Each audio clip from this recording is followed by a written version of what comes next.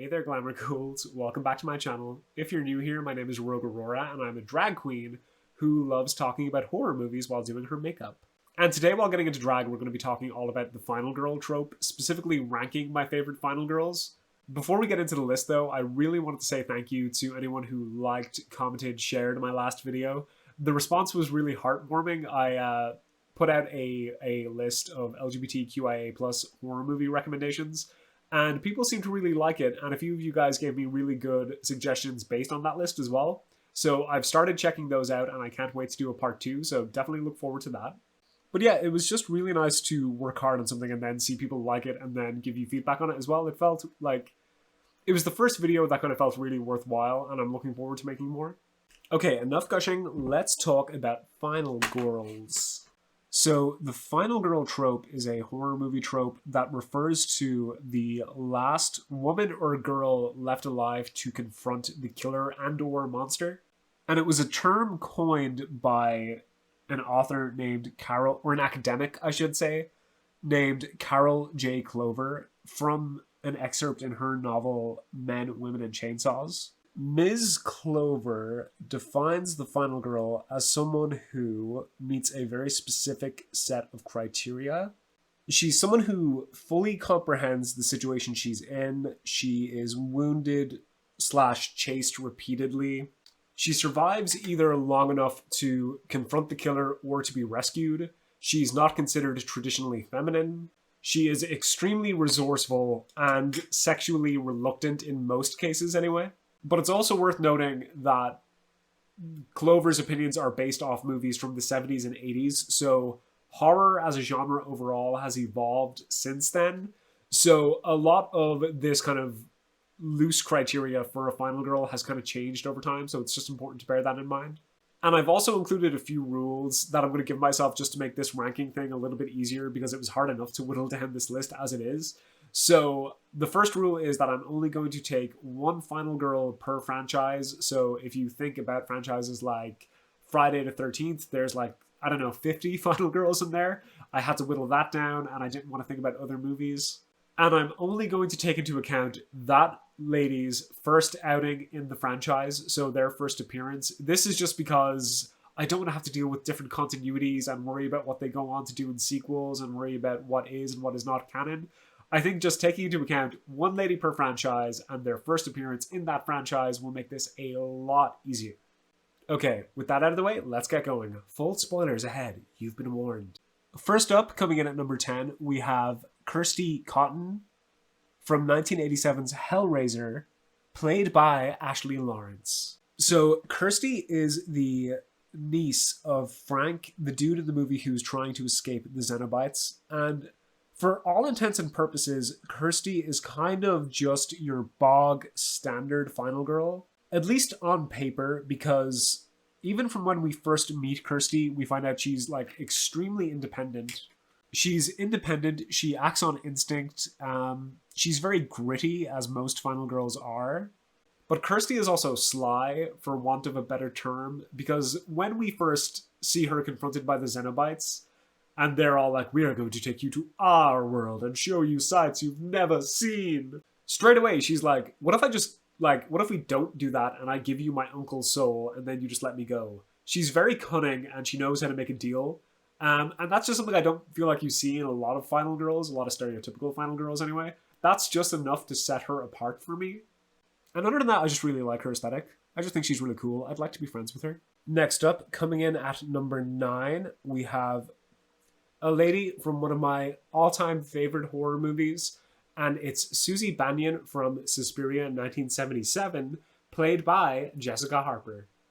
Susie is a dancer that traveled to Germany to study in a very prestigious dance / witch academy. Spoilers. I adore Susie, honestly. She takes down an ancient witch bitch, uncovers the dark secrets of the school, leaves the place burning and crumbling around her, and has the tenacity to storm out of a burning, crumbling building into the lashing rain and just whip her hair and give a smirk and a laugh as she walks off frame. And it's just perfect. It's enough to make Susie stick out in my mind as just one of the most memorable final girls. Okay, coming in at number 8, we have Ginny Field from Friday the 13th Part 2, played by Amy Steele. So I know what you're thinking. Friday the 13th isn't really a franchise that's known for its super deep or fleshed out characters, but to me, Genie is probably one of the better characters in all the Friday movies. She's shown to be vulnerable while also kind of meeting that gritty final girl criteria. That, and she's also the first lady in the franchise to take down Jason himself. She's, a child psychologist, one of those. She's very gritty in the sense that when she gets chased by Jason, she manages to evade him and kind of put up with the physical torture she endures, but also pretty iconic for putting her training as a psychiatrist to use to masquerade as his dead mother and literally bring Jason to his knees before finishing him off with his own machete. I mean, that is, now that I think about it, that is probably the most iconic kill on this list. I feel like my number 7 spot is going to get me in trouble. My camera died while I was talking about number 7, and I'm not sure how much of it I got. So number 7 on my list, which might get me in trouble, is Sally Hardesty, played by Marilyn Burns from the Texas Chainsaw Massacre. And I know Sally is a lot further up other people's lists, and I get why she's iconic. She is definitely a more grounded final girl, I guess you could say. She has a really rough time of it. Comes very close to death, as a lot of final girls do, but I feel like it's more, I don't want to say relatable, because maybe that's not the right term, but it's more terrifying, more, you get the sense that Sally is in imminent danger. She never gets the upper hand on Leatherface or his family, and though she meets the final girl criteria in that instead of option A, where she would take on the killer and win, in scenario B, she waits around long enough to get rescued, but it's a very close call. And I mean, that girl is traumatized for life. There is no coming back from that.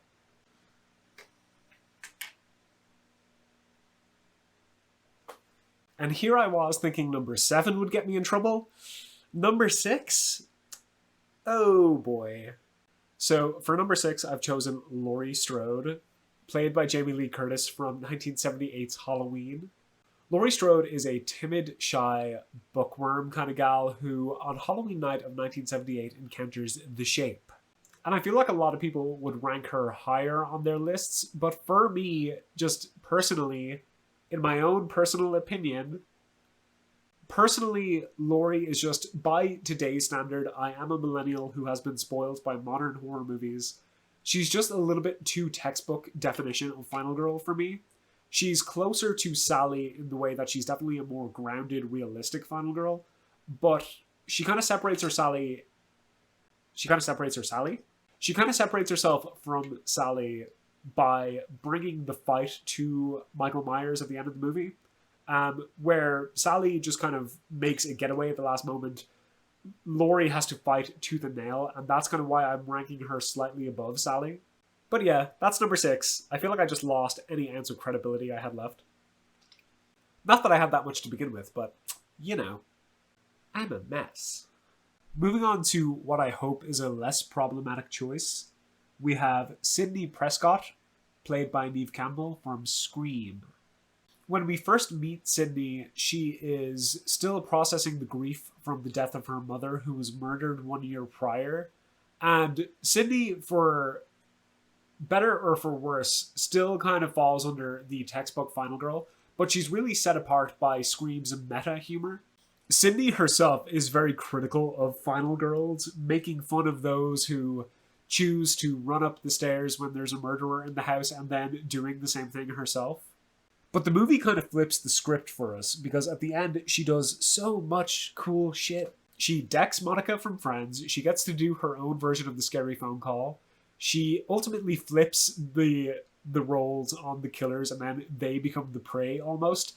And at the end, she doesn't mess around. She double taps her boyfriend after the final scare, which of course she saw coming. And yeah, I just really like Sidney. She's another one where I'm just like, I just want to be friends with her. Okay, we're moving into the top four, and when I tell you that these were hard to rank, you have no idea. Number four is Erin Harson, played by Sharni Vincent from You're Next. So when we first meet Erin, Erin is accompanying her boyfriend, who she is a TA for, to his parents' wedding anniversary.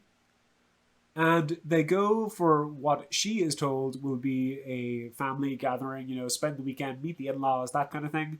But things quickly descend into anarchy. And Erin is possibly one of, if not the biggest outlier on this list. Something that really sets her apart is, unlike a lot of final girls, Erin has prior experience dealing with imminent danger. After shit hits the fan, immediately Erin is a go. She knows what to do.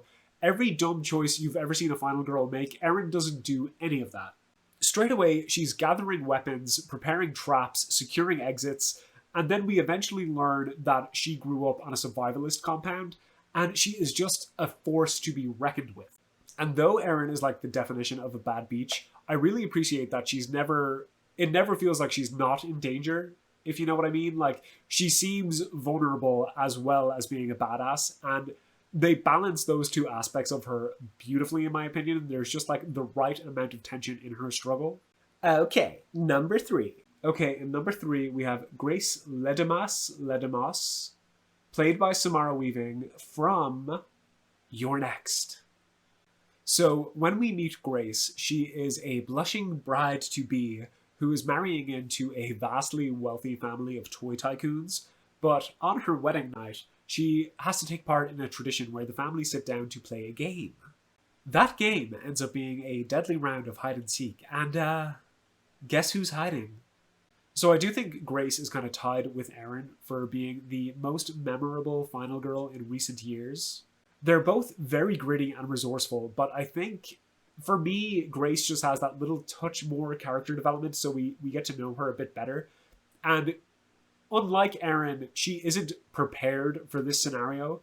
She fully comprehends the danger she's in and goes from being that kind of slightly gritty bride, that slightly gritty foster brat looking for a family, to pure survival instinct kicking in, and she adapts to survive. When she finds herself being hunted by the people who she thought were her family, she goes into full survival mode. She starts doing things she never thought she would do. She even just decks a kid at one point. It's pretty funny. Just punches him right in his tiny face. Unlike Erin, she has no prior experience with what she's going through. She basically joins a new family, thinks it's going to be a fun wedding night, and then is fighting for her life. You see kind of how she evolves over the course of the night, and that's actually reflected. I think it's a really cool detail. It's reflected in her wedding dress, the trauma she's going through. It's pristine and white at the start of the night when she's still kind of naive to what's really going on. And then toward the end of the night, it's blood-soaked, it's ripped to bits, and it's never going to be the same again. And neither is Grace. And it's just this bloody, I don't want to say badass aesthetic. It's just a memorable aesthetic. But it's also pretty badass. I mean, that ending where Grace is literally soaked in the blood and guts of the family, and then they have the balls to have her walk, a lot like Susie, she has the balls to walk out of the burning, crumbling building, but instead of like the hair flip and the smile, she just like wanders out, lights a cigarette, and they end the movie on a joke. I won't spoil the joke, but it's pretty funny.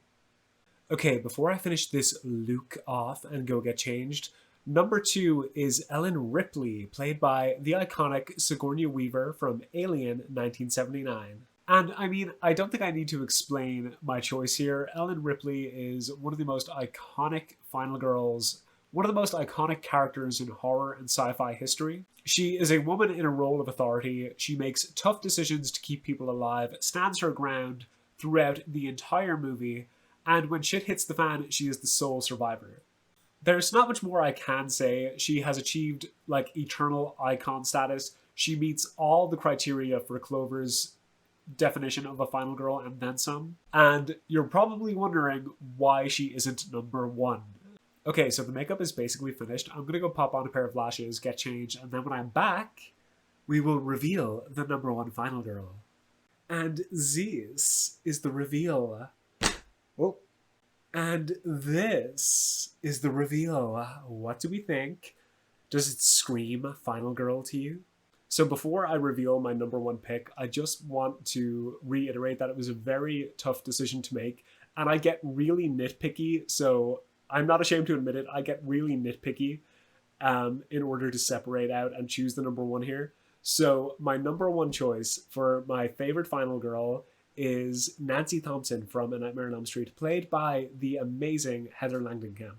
So I don't think I need to go into too much detail as to why Nancy is my number one choice. She is an absolute icon, the first child of Elm Street to take on Freddy in the franchise. She is resourceful, gritty. She is definitely the ideal final girl, according to Clover. You see her with her friend group at the start of the movie. She's kind of an outcast. She definitely takes kind of a, I wouldn't say, not on the same level of like Ripley, but she definitely kind of takes on a role of authority then as the movie progresses. And in my opinion, she takes on the most terrifying monster on this list. I mean, the xenomorph, yeah, pretty scary, but at least when you're fighting the xenomorph, you can trust the laws of physics. When you're taking on Freddy, you don't know where you are, you don't know what rules are at play. I really don't know how to articulate I feel about her. I just really like her. Also, Heather Langenkamp herself has just become such an idol of mine in the horror community. All these years after Elm Street, she is still an active part of it with her special effects company. She had a heavy hand in Cabin in the Woods, which is one of my favorite horror comedies of all time. And also, I saw earlier today on YouTube, she made a cameo message for Nightmare Maven, and it was just the most wholesome thing in the world. She just seems like such a sweet human being, and that just makes the character a little bit more special for me. But yeah, that's enough gushing. So that's my list, guys. I hope I didn't offend you too much. If so, it's nothing personal. I'd love to know how you would rank these Final Girls, so if you would rearrange this ranking in any way, please let me know down below. Also, let me know what you thought of the makeup. I was going for like a whole Final Girl aesthetic, and I'm really digging it. I don't normally go for like neutral nude tones, but I have to say, yeah, I'm actually into it. I would love to see other people try a Final Girl look, so if that's something you end up doing, please be sure to tag me on Instagram or Twitter, because it's something I would really love to see. In the meantime, if you're looking for more horror and more drag, be sure to subscribe and give this video a like. I would really appreciate it. Until next time, stay glamorous, stay ghoulish. Bye!